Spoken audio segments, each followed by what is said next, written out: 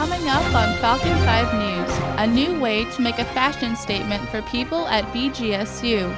We'll show you how some Bowling Green residents are satisfying the appetites of others. Sharing our world with wild animals, we'll explain why it's important. And we head across the border to find the perfect taste to top off your breakfast. Falcon 5 News starts now.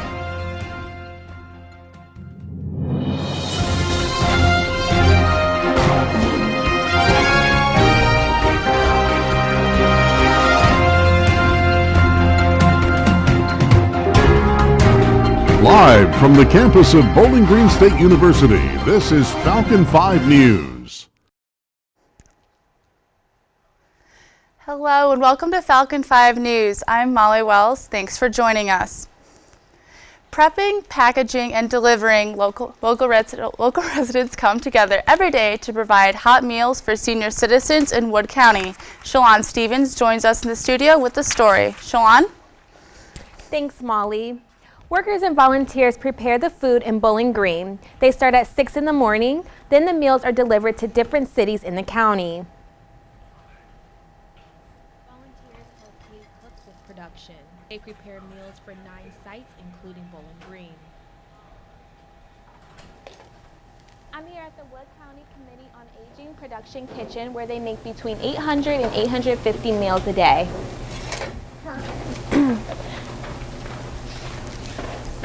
In order to stay on track, 2 people help put the food on trays, and 2 people help seal and package the meals. Whatever the hot meals are for that day, I put them into the hot portion of my truck, and then I come back in here, and then we seal up the meal for each route, basically. Sugar-free desserts are served with meals. When we come in, we have to get all our ovens on, check our cooler temperatures, make sure all that is all good. I'm here at Bethlehem Church in Pemberville, one of the locations where the food is distributed. What'd you like, sir? Volunteers and paid workers serve the food to the senior citizens in the afternoon. A $2 donation is taken for lunch meals and a $4 donation for dinner meals. What would you like? For volunteer opportunities, contact the Wood County Committee on Aging. So Shalon, you did mention that there is a small donation, but where does the rest of the money come from? Their meals are funded through the government and people can donate foods. Besides the meals, are there any other activities for the seniors to do? They are eating. Seniors can enjoy musical programs, trivia, and raffles. Reporting from the studio, I'm Shalon Stevens. What started as a college course has evolved into a community outreach program. BG for Unity is continuing to grow in the community. McKenna Rodriguez joins us live from the Bowen Thompson Student Union to tell us how. Thanks, Molly. BG for Unity is a community-based campaign. Its goal is to encourage people to use social media as a positive impact. BG for Unity's team took to the union to get people involved and aware of their message. BG for Unity's outreach days are a way to show people that they are not alone when it comes to prejudice and discrimination. Quick message that is related to BG for Unity's spirit or mission. And to see what stereotypes they challenge every single day.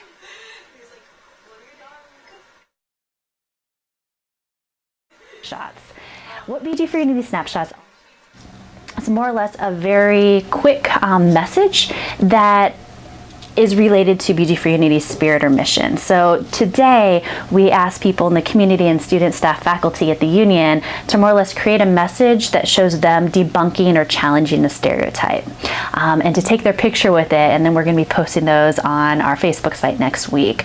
And the reason for this is more or less... The program started over 2 years ago and now has over 1,600 followers on Facebook. Reporting live from the Bowen Thompson Student Union, I'm McKenna Rodriguez.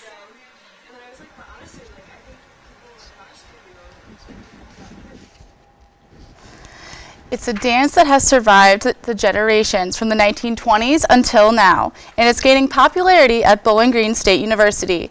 BGSU offers the perfect opportunity to swing dance the night away. Mimi Miller joined in on the fun. It's highly uncommon for today's younger generation to show an interest in hobbies that were popular over half a century ago. I actually dress vintage every day. I lean towards the 30s and 40s. So doing stuff that's like not really in my generation is like my everyday occurrence. However, swing dancing has sparked an interest in many young people at Bowling Green State University. But getting to do like dance and stuff that like people who are like my grandparents' age dance to is really nice, because it's like we've gone to like a retirement home before, and they literally were like, I remember when it was like you do this instead, and it's like you get to like have that connection with people who like you would think it's dying, but it's like it's not. We're keeping it alive for them, but also for ourselves. Swing dance lessons at the university began in 2010 and take place every Tuesday evening in the Anderson Arena lobby. I'm not much of a dancer, but I decided it was something I wanted to do, and like just to start at something new. And out of all like the other types of dancing, I just thought swing dancing looked so fun. The first hour consists of teaching, while the second half allows dancers to explore the moves and have a little fun. People are just swinging each other around, doing their own little like moves to add into it. It's like structured, but also so like just fun looking. It's not just about exercise to these students. Recently I went to my first like exchange is what it's called, when you go to other schools or go to other like areas of the country and you get to dance with other people who you've never danced with before. So I went to my first one and I got to dance with people who just like had such a different reason for doing it, and it was just like to get to know people. And now for me it's just like I want to know people. I want to have like that social interaction and have like a good time, just away from everything else, not have to worry about things. The semester membership fee is $10, which allows more students to participate and meet new people.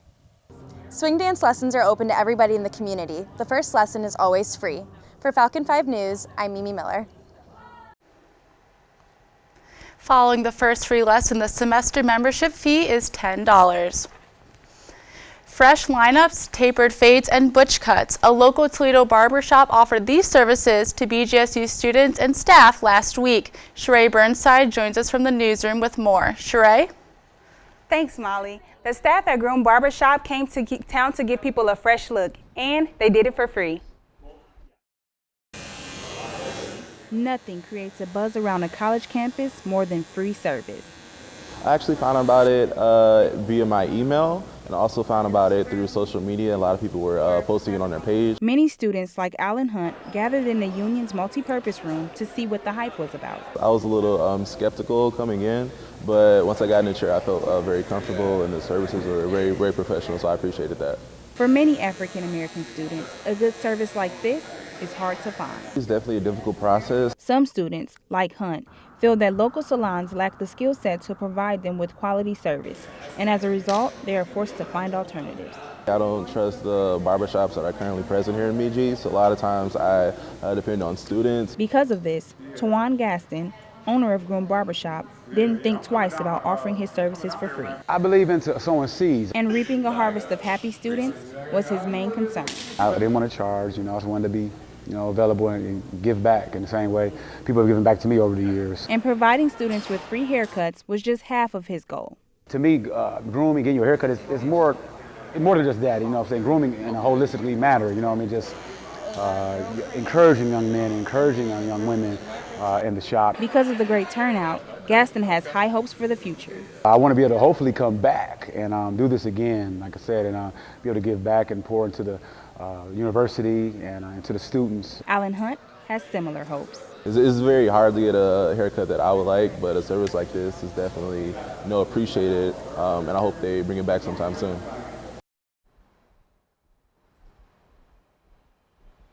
If he returns, Gaston plans to bring stylists who can offer more variety to African American women. Reporting live from the newsroom, I'm Sheree Burnside. People love animals and love having pets, but not all animals make good pets. Still, one Ohio woman turned a wild animal into a wildlife ambassador.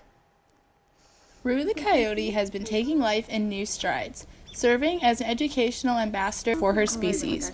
Nature's Nursery took her in as an educational animal 5 years ago when previous owners tried to domesticate her as a pet. An attack by wild coyotes last June left Rue seriously injured and on 3 legs. It's a tragedy that it happened, but she is back to 100%. Coordinator Nicole Frederick says Rue's story serves an important lesson to the public. These animals play an important role in the whole ecosystem. We have to live alongside them, and everybody needs to respect everyone's role in this. Handlers work with Rue on a daily basis. They work with her on commands needed to interact with her in captivity. Director Laura Zitzelberg says despite being around people for years, Rue is still a wild animal. I respect her boundaries. I let her kind of set the tone for the day. So some days she wants to play, some days she wants affection, wants to be groomed, and I kind of just take her lead. Zitzelberg says these interactions help give Rue as normal a life as possible. When Rue is on display for public open houses, she helps to serve as an ambassador to respect wildlife in its natural habitat. Up next on Falcon 5 Sports, Bowling Green drew the eyes of the Mid-American Conference this week. David Bray is here to tell us why. Thanks, Molly. The Indoor MAC Championships for track and field took place last week. BGSU was the host school, and the Falcons took advantage of the home field advantage.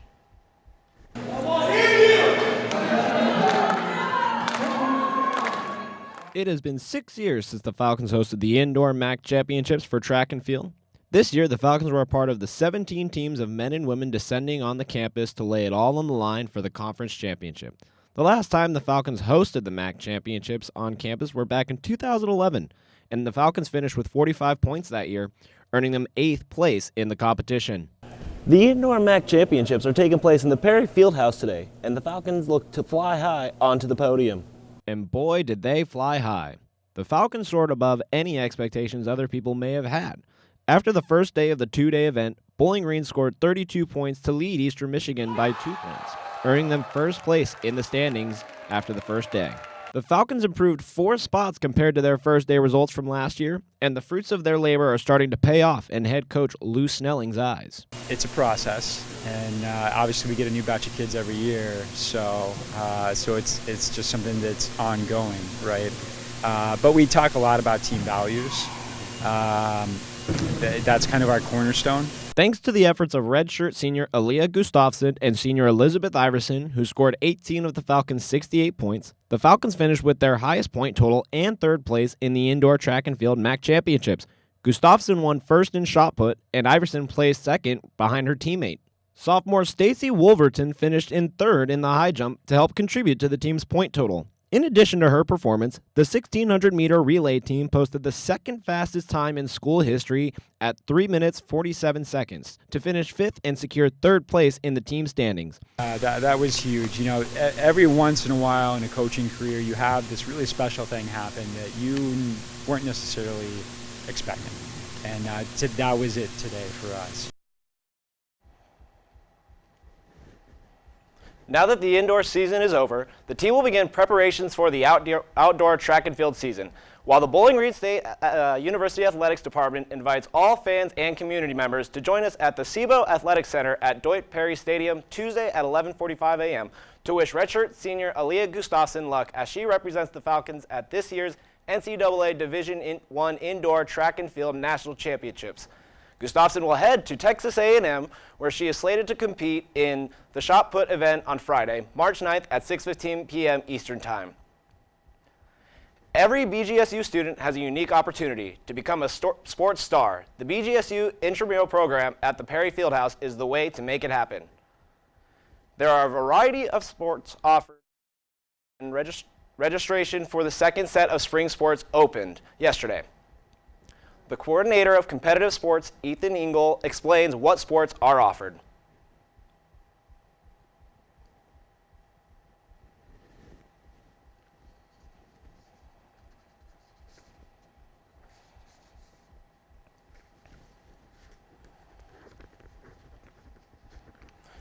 For more information, contact BGSU Intramural Sports to get involved.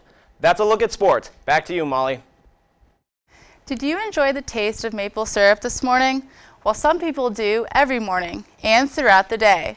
Erin Kelly met some of those syrup lovers. She joins us now in the studio.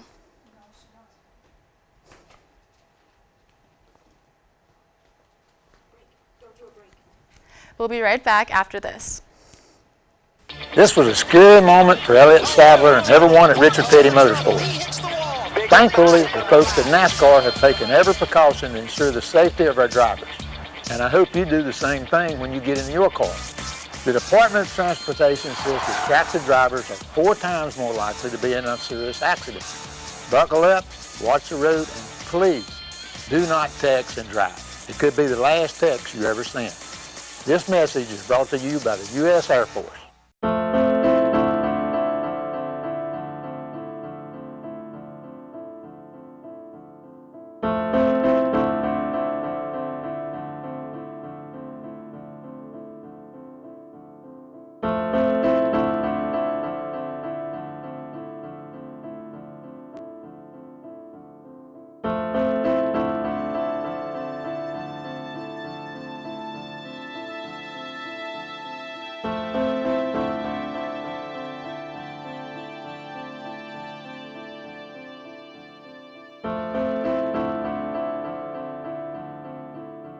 Behind the wheel, there is no such thing as a small distraction.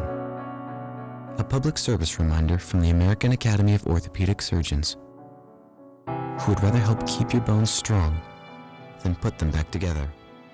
Speak out against distracted driving at decidetodrive.org. My name is Amanda. I'm 21 years old. I have lots of friends that use tanning beds that lay out in the sun all the time, and I tell them about Jamie.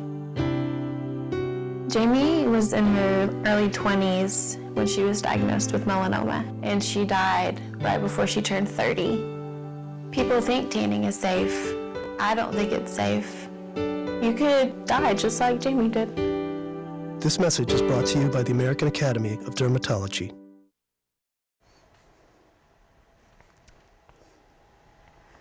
Whether it's pancakes or French toast, some people just love maple syrup. And Erin Kelly got to catch up with some of those syrup lovers. She joins us now in the studio. Erin? Thanks, Molly. This is the time of year when maple syrup is tapped and then harvested. Not far from here is one family that's hard at work. Above the amber waves of grain, down a long stony road, lives a family of maple syrup harvesters. And now that the weather is freezing at night and warm during the daytime, they are finally able to start doing what they do best. I can remember helping Dad make syrup when I was about 8 years old. I'm the 4th generation making syrup on this farm. The Jakemans have been in the business since 1876. Bruce has had many fond experiences. When I was young, I used to go back to the sugar house at nighttime after I got my homework done and after the cows were all milked and everything. So I would go back there, and once I heard a noise in the wood pile, in a pile of brush that was close to the path, and I ran into the sugar house, and my dad wasn't there. It turned out he was the one making the noise out in the, but it scared the daylights out of me. Now, they have 2 kids to take over the family business, but it hasn't always been that easy. But as we got older, we were gathering sap from 2,000 buckets, and we'd accidentally step in a hole in the deep snow and slop sap down our boots, so our feet would get cold and they'd stay wet. And we couldn't get anybody really to work for us. They didn't like this. They didn't like tromping around in the snow. They weren't equipped for it. They didn't have boots that were right. So anyway, they would work for us for a day and then they'd quit. 60 years later, Bruce still spends his whole month of March in the sugar shanty. He sits for 10 hours a day with not even one newspaper to read, so he doesn't scorch the syrup. Up here in the sugar bush, or just a sweeter version of the woods, maple syrup harvesters were able to tap into their maple trees about 2 days ago. It only took them 1 day, but they used more than 30 miles of this cleared tubing. So the vacuum isn't so strong that it can suck everything right out of the tree. It's just like a little kiss, like you just a little kiss on your cheek. It just sips the sap out of the tree and takes it to our gathering station. And then when we put it back in, we just put it in and give it a little tap, and it's in. Sap appears crystal clear. It is 98% water and only 2% sugar. They check the density after all is said and done to make sure the syrup is above 66% sugar, the requirement by law. Reporting for Falcon 5 News with pretty sappy fingers, I'm Erin Kelly. Branches are up at the top, so if it goes at a... So Bruce is actually 70 years old, and he revealed he still has all of his teeth. He also told me a really funny story about his mother, who's 92 years old. She went to go get some work done at the doctor's office, and they asked her to take out her dentures. And she told them, "I'm sorry, but I don't have any dentures. I still have all of my teeth." Every last one of them. So since sap is the main nutrient for trees, concentrated sap or syrup actually has a lot of vitamins and minerals, so it's perfect to pass around on Easter Sunday. Punxsutawney predicted 6 more weeks of winter last month. It's been a mild winter. March has come in more like a lion, but that will change. Here's a look at the forecast. So we've got partly cloudy skies with a high low to mid 30s throughout the week. We still got that rain and sleet combination going on right now, and soon we'll see snow that's already been starting to come down on the ground. Next on Falcon 5 News, tonight we'll find out what it takes to keep a secret for several years. We'll talk to a man who did it. He'll be our guest on this week's Falcon 5 Focus when we come back. Good moment for Elliott Sadler and everyone at Richard Petty Motorsports. Thankfully, the folks at NASCAR have taken every precaution to ensure the safety of our drivers. And I hope you do the same thing when you get in your car. The Department of Transportation says distracted drivers are 4 times more likely to be in a serious accident. Buckle up, watch the road, and please do not text and drive. It could be the last text you ever sent. This message is brought to you by the U.S. Air Force.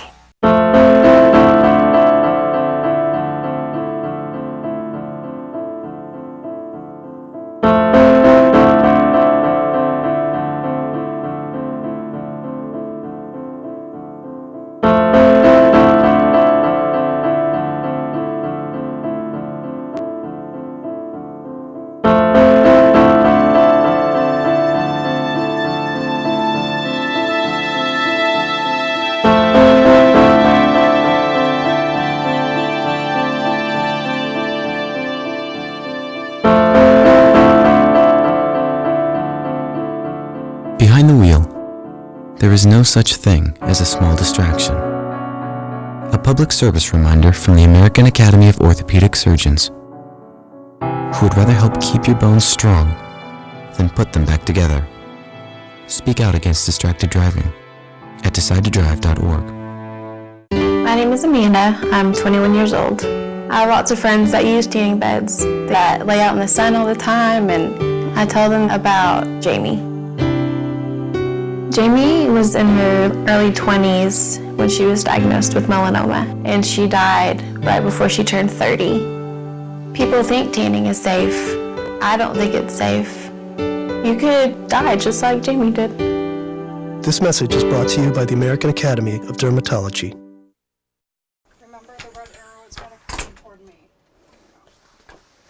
I'm going to say, Sam, are you going to somehow coordinate how much? Welcome back to Falcon 5 Focus. I'm Molly Wells, and I'm joined here with someone who's kept a secret for a long time. I'm joined now with Austin Gilbert, who was just recently unveiled as Mr. Blue Planet from Sick. So welcome, Austin. Thanks for having me. Yeah, of course. Thanks for coming out on a very interesting weather day. Yeah. So tell me a little bit about how you got involved with Sick. As we all know, it's a very secretive organization, and not a lot of people know exactly what goes on. Yeah, so really it's somewhat interesting. I came into BG already having a pre-existing knowledge of what Sick was. So my oldest brother actually attended BGSU, so I was on campus a couple times and had seen them before, but when the opportunity arose, Sick is only open to first-year students. You're a member for your 3 remaining years of college. So when the opportunity arose as a first-year student, I took it as a chance to challenge myself and do something, do something that would have a longer-lasting impact than my time here. So how did you go about the process? I know you can't necessarily say a whole lot, but what was that like, the whole experience? It's unbelievable. So even within the interview process, so I submit an application, they do a couple interviews. It is just a ton of fun. It is not even so much an interview at times. It's more of just a self-discovery process of realizing how you fit into what it means to be a member of Sick. So talk to me a little bit about, you first started out and you've had The Secret for 3 years now. What were some of your favorite memories as a part of this organization? Oh, wow. I think some of my favorite memories, I'll never forget, as just a normal individual person, I'm not a very outspoken person. So having the opportunity to challenge myself to be more outgoing and more personal with people and interact with them. I'll never forget my very first ever football game. Typically football games we have the most interaction with people than we do any other time. So I'll never forget interacting with everybody, and we were at the top of the stands on the visitors side and looking over at the student section and realizing I just interacted with all those people and all those people really valued that I was there for them. I think that was one of the biggest things. So what's it like, because you've had that secret for so long, what's hard about having to, you can't say anything if you run into your friends, but so what are some of those memories that you've got to be able to experience from the other side, with people that you encounter and you're just they don't know who I am, but I'm here. Yeah, it's an interesting dynamic. So it's very difficult to articulate that I made really great relationships with people who didn't know what my real name was for 3 years. So there are people who I invited to my unmasking that didn't have any idea. The second the mask came off, they said, I've never seen this person in my life. But I loved Captain Planet, and Captain Planet was my friend, so I'm glad that I'm here. So it was cool to have that opportunity, and then to be able to actually introduce myself afterwards, be like, hey, I've actually bumped into you in the Union before, things like that. But yeah. So did you get to pick what character you were, or did they assign it to you once you were selected? You get to pick. So Captain Planet kind of stumbled into my lap. There's not a lot of places that you can buy masks on the internet. So I was browsing and it popped up and it was on sale. So I thought, why not give it a try? And I got it in the mail and tried it on. It fit perfect and just said, this is the one for me. So then, Austin, how do you go about arranging your life, I guess, around, Sick, because, you gotta, at some point, it's how many excuses can I go through to be without saying anything? Yeah, I think for me, the biggest thing that I would often do is I was involved in a lot of other stuff on campus. So I spent a year as an RA, or I worked in the Center for Leadership, and I still do. I'm a member of a fraternity. So what I would do is I would tell Center for Leadership people that maybe I was doing things with my fraternity, and I would tell my fraternity brothers that I was doing something with the Center for Leadership. And those two crowds typically don't intertwine too much. So they would think that I'm at the other place, and then really I would go do whatever I needed to do. So how did you balance your time between, academics and Sick and all your other organizations? I think the biggest piece to it was valuing the time that I had in specific places. So when I'm at work or when I'm in class, it is time for just class or just work. And definitely whenever I'm doing anything with Sick, you have to be 100% dedicated to what you're doing at that time. You can't be in mask thinking about the assignment you have due later that week. So I think just being 100% dedicated to the time that you have for individual things is what really helped me kind of keep those things separated and all put together. So how would you describe the dynamic between you and your fellow Sick members? What kind of relationships are those like? Oh, wow. It is the most honest, genuine relationships and friendships. part of the fact that's almost interesting is that because we don't know each other outside of the group technically, I can't go spend time with them. And in theory, they have no reason to know me other than that. So their friendship with me is strictly based on the fact that we value each other and we value our relationships. We can be unbelievably honest with each other at all times because no matter what, I know that I can tell one of the other members something, and I know that they can't go tell anybody. It's just the most honest, genuine friendship that we can have. Well, awesome. Thank you so much for joining us. And that wraps it up for this week's Falcon 5 Focus. We'll see you next week.